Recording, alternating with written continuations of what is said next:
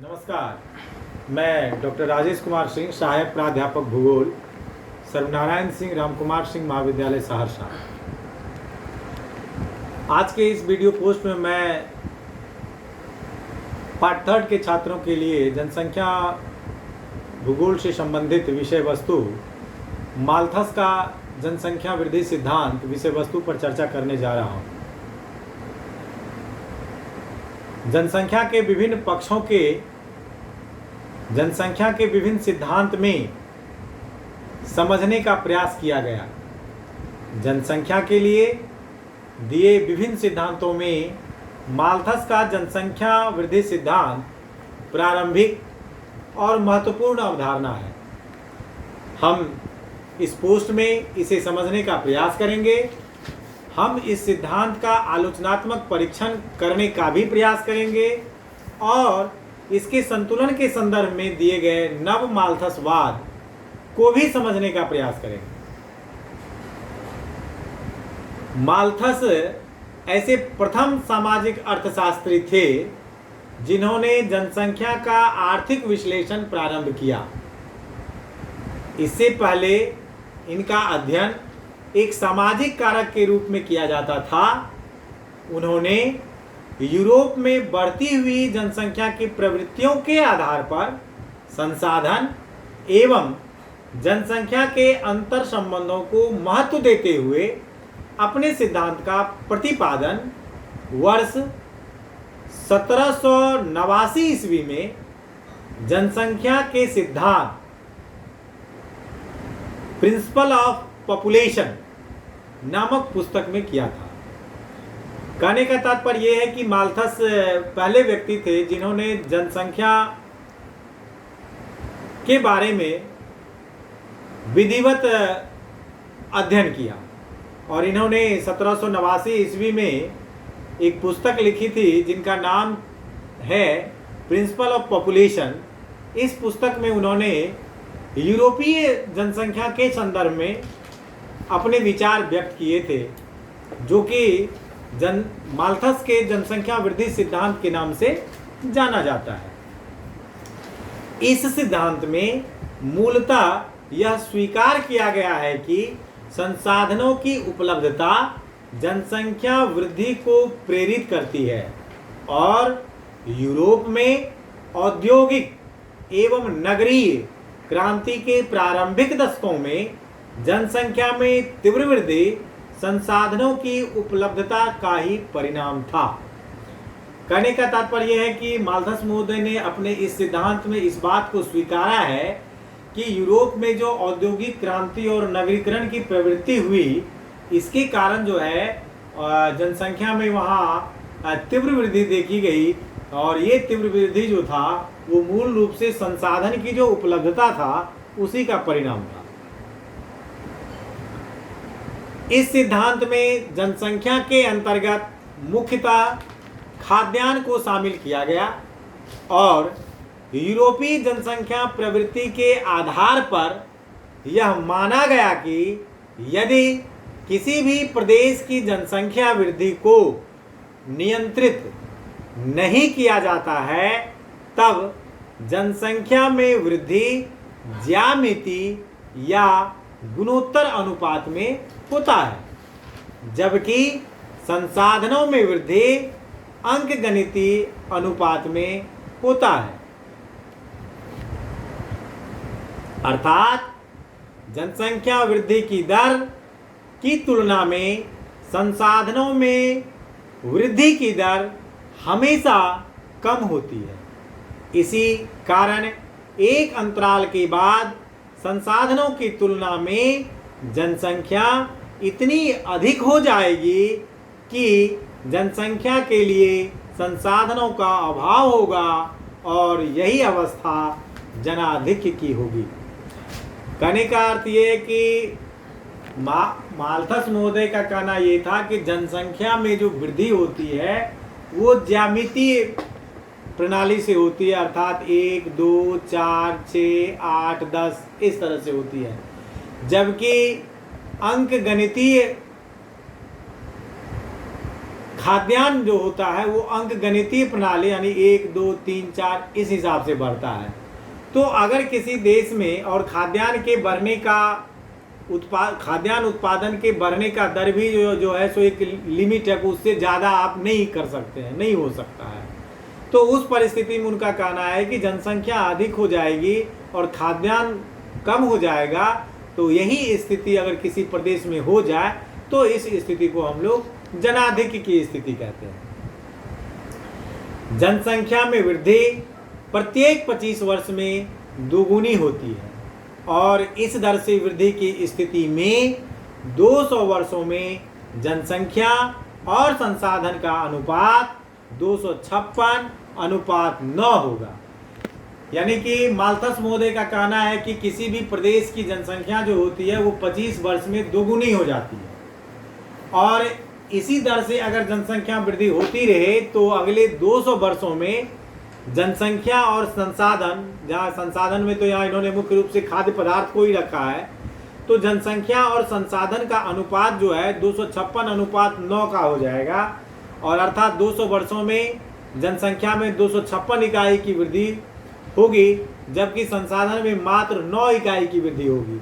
इस स्थिति में जनसंख्या संबंधी समस्याओं का कारण यानी कि जनसंख्या के अत्यधिक वृद्धि से जो भी समस्याएं उत्पन्न होती है वो सारी समस्या उस प्रदेश में उत्पन्न होने लगेगी। माल्थस महोदय का जनसंख्या सिद्धांत की जो अवस्थाएं हैं, आइए हम उनके इन अवस्थाओं की जो उन्होंने चर्चा की है उन अवस्थाओं को समझने का प्रयास करें। माल्थस महोदय के अनुसार जनसंख्या एवं संसाधन की अनुपात की 3 मुख्य अवस्थाएं होती है। पहला, जब संसाधन उपलब्ध जनसंख्या की तुलना में अधिक हो। दूसरा, जब संसाधन और जनसंख्या दोनों लगभग समान हो। और तीसरा, जब संसाधन की तुलना में जनसंख्या अधिक हो। प्रथम एवं दूसरी अवस्था में जनसंख्या संबंधी समस्याओं की पहचान नहीं हो पाती, लेकिन तीसरी अवस्था के साथ जनसंख्या वृद्धि एक भयावह चुनौती के रूप में सामने आती है। कहने का तात्पर्य यह है कि माल्थस महोदय ने जो जनसंख्या वृद्धि की 3 अवस्थाएं की बात की है, तो प्रथम अवस्था जो है जिस अवस्था में संसाधन उपलब्ध जनसंख्या की तुलना में अधिक होता है, यानी जितना हमारे पास संसाधन है जनसंख्या उससे कम है। और दूसरी अवस्था जो है जब जनसंख्या संसाधन की तुलना में और जनसंख्या लगभग दोनों बराबर हो, तो माल्थस महोदय का कहना है कि इस 2 अवस्था में जो है तो जनसंख्या संबंधी समस्याएं जो होती है उसकी पहचान नहीं हो पाती है। लेकिन तीसरी अवस्था जो है जिसमें संसाधन की तुलना में जनसंख्या अधिक हो जाती है, तो ये जो है सो जनसंख्या वृद्धि की एक भयावह अवस्था हो जाती है और इस अवस्था के साथ जनसंख्या वृद्धि एक भयावह चुनौती के रूप में हमारे सामने उपस्थित हो जाती है। ये तीसरी अवस्था की जो उन्होंने बात की उसमें वो आगे कहते हैं जो कि इस अवस्था में खाद्यान्न संकट बृहद स्तर पर उत्पन्न होता है और जनसंख्या के लिए खाद्यान्न पोषाहार की समस्या प्रबल हो जाती है। संसाधनों पर अधिक दबाव की स्थिति में भूखमरी, महामारी, युद्ध और प्राकृतिक आपदा की स्थिति उत्पन्न होने से जनसंख्या में मृत्यु के द्वारा कमी आती है, अर्थात जनसंख्या नियंत्रित हो जाती है और पहली अवस्था में वापस आ जाती है।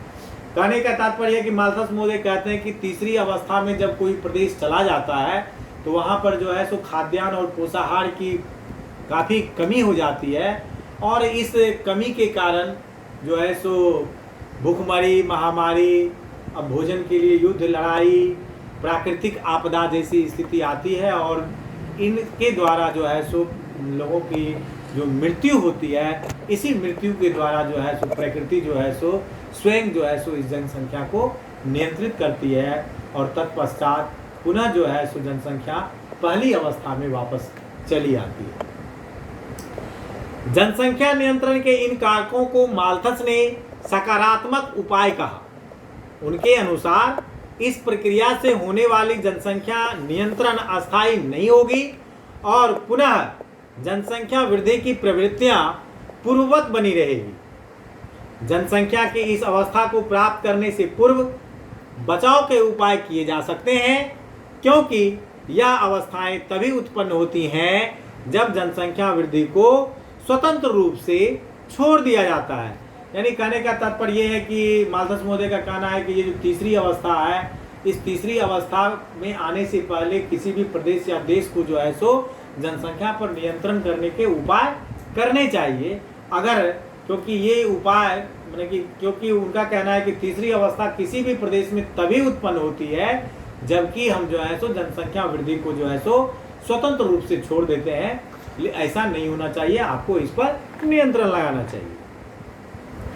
यदि इस नियंत्रण पर प्रभावी उपाय किए जाएं तब जनाधिक्य की स्थिति उत्पन्न नहीं होगी, जनसंख्या विस्फोट की स्थिति नहीं होगी। इसके लिए माल्थस ने निवारक उपाय बताया, जिसमें ब्रह्मचर्य का पालन, आत्मसंयम, देर से विवाह और विवाह के बाद भी आत्मसंयम जैसे नैतिक उपायों पर बल दिया।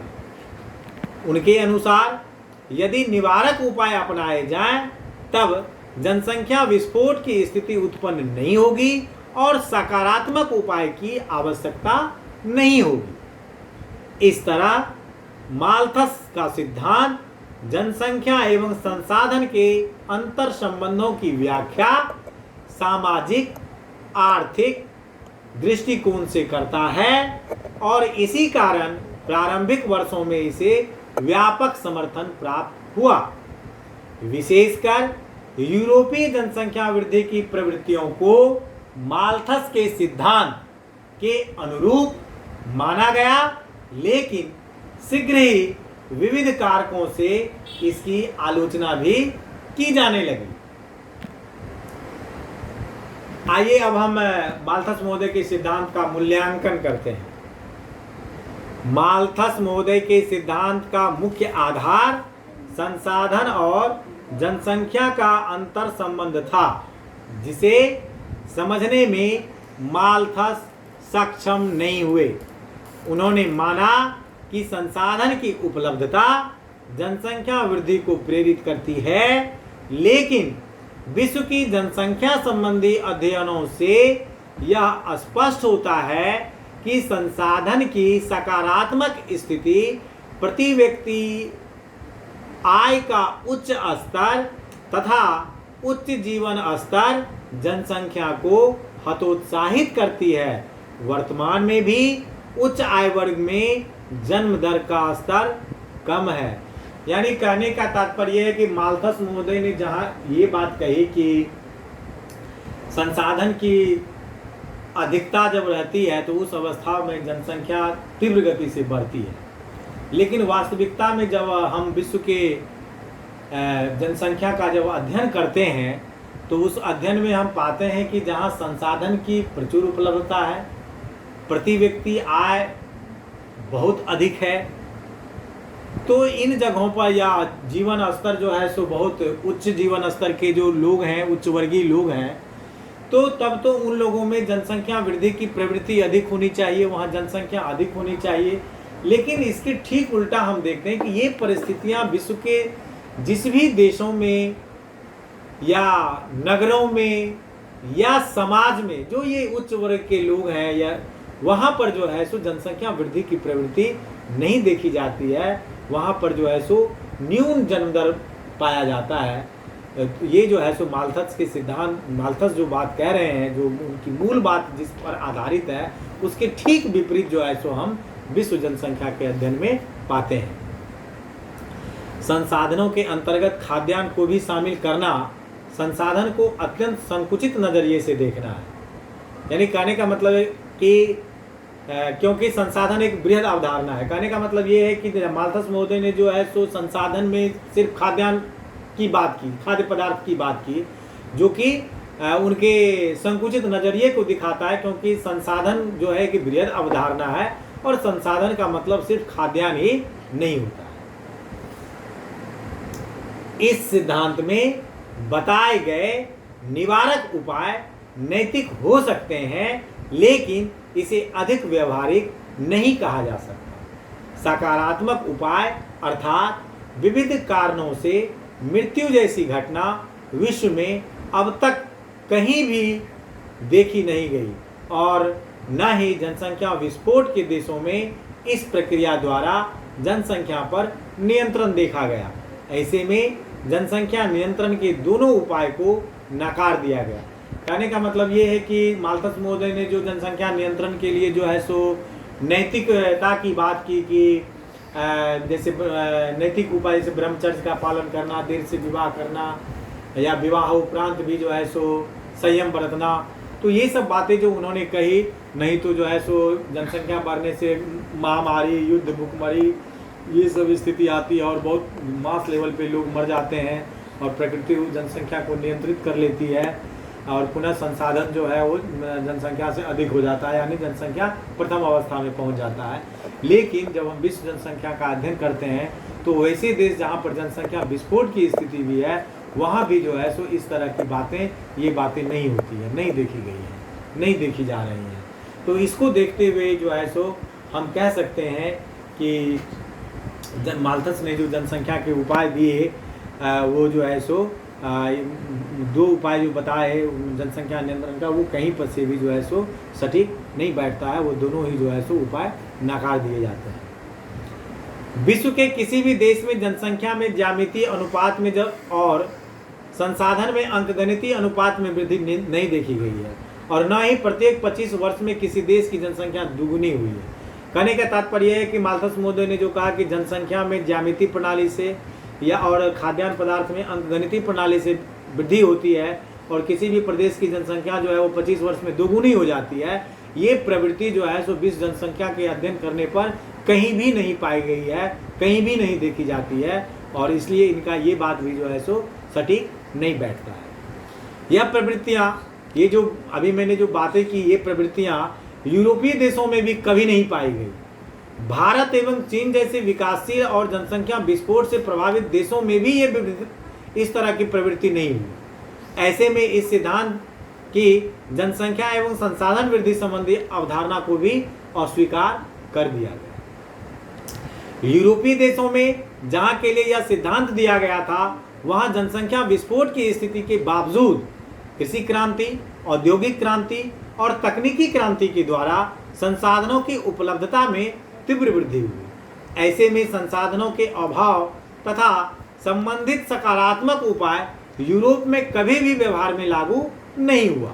अतः यह सिद्धांत उन्हीं के देशों में अस्वीकृत हो गया जहां के लिए उन्होंने सिद्धांत दिया था।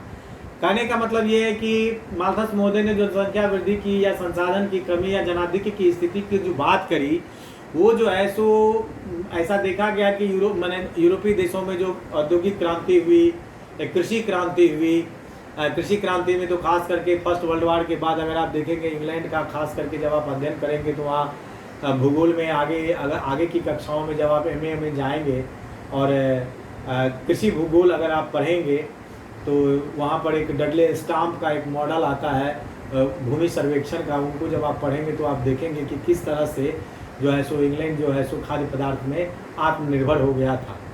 तो ये जो इस तरह से जो है सो ये सब जो क्रांति वहाँ आई और इस क्रांति से जो खाद्यान्न पदार्थ के मामले में जो वहाँ के यूरोपीय देश जो आत्मनिर्भर हुए, तो यहाँ पर भी जो है सो माल्थस महोदय ने जिस देश के लिए या जिस प्रदेश यूरोपीय संदर्भ में जो उन्होंने अपना सिद्धांत दिया, वहाँ पर भी उनका ये सिद्धांत लागू नहीं हुआ।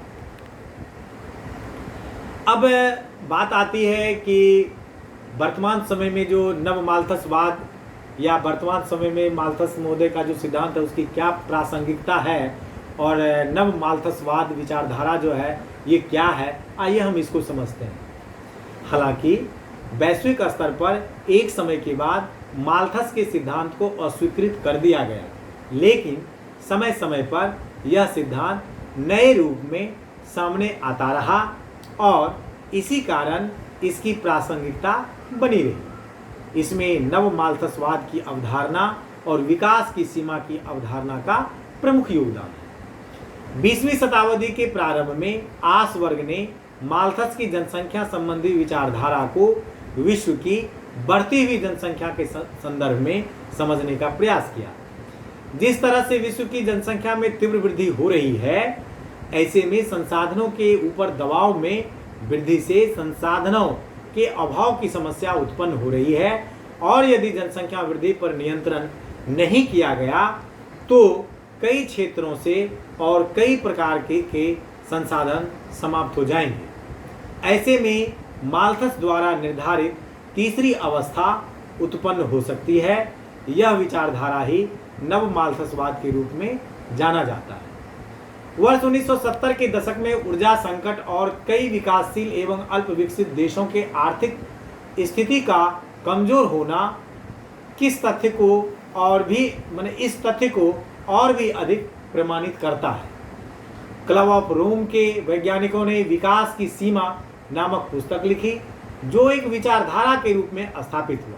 इसमें विश्व की बढ़ती हुई जनसंख्या को एक चुनौती माना गया और समस्या के रूप में देखा गया। इनके अनुसार पृथ्वी एक अंतरिक्ष यान की तरह है, जिस पर निश्चित मात्रा में रसद, पानी या संसाधन उपलब्ध है, और यदि इस पर आवश्यकता से अधिक लोग सवार हो जाएंगे तब यह कम समय में समाप्त हो जाएगा। ऐसे में जनसंख्या पर नियंत्रण आवश्यक है। उपरोक्त आधारों पर वर्तमान में भी जनसंख्या संबंधी विभिन्न अवधारणाओं के बावजूद जनसंख्या वृद्धि को आर्थिक सामाजिक विकास के समक्ष एक चुनौती के रूप में देखा जाता है।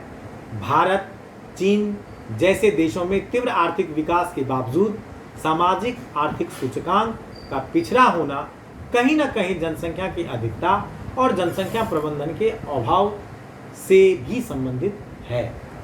स्पष्ट है कि माल्थस का सिद्धांत अपने मौलिक रूप में भले ही लागू न होता हो, लेकिन जनसंख्या वृद्धि सिद्धांत पर जनसंख्या वृद्धि संसाधनों पर दबाव डालती है। इसे अस्वीकार नहीं किया जा सकता। इसी संदर्भ में क्लार्क महोदय ने कहा कि माल्थस के सिद्धांत की जितनी भी आलोचना की जाए, यह उतना ही अधिक प्रासंगिक होता जाता है। इस तरह इस आलेख में आपने माल्थस का जनसंख्या वृद्धि सिद्धांत को पढ़ा। अगर आपको इस विषय वस्तु को समझने में कोई भी कठिनाई हो रही हो तो आप मुझसे मेरे व्यक्तिगत मोबाइल नंबर 9470786423 पर 24x7 कभी भी बात कर और अधिक जानकारी ले सकते हैं। धन्यवाद।